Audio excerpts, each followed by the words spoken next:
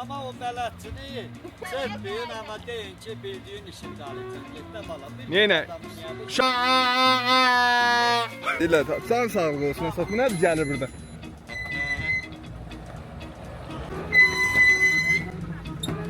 Satırıq, əmi? Ara çatır. Sən, o bizə öyrədirə verdi, sən də burada gəldin. Olsun bu qədər yol. Sən Allah, bu qədər yol var. Bizə deyirəm qaydım o yolu gedim. İnanmır. Bu elə demə daxı. Ağın deməyin. Sən Allah. Valla sən aşağıda dirəşmədin ki, qaydım dala buraya ilə gedim aşağı. Mən dirəşdim. Allah olsun, qaydım o yolu gedim. Ay kişi özünüzü öldürməyə. Ay kişi, ay qardaşlar.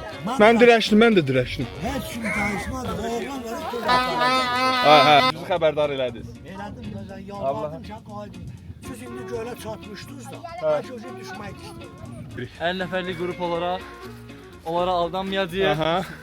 Daim irəli, İbrahim də irəli.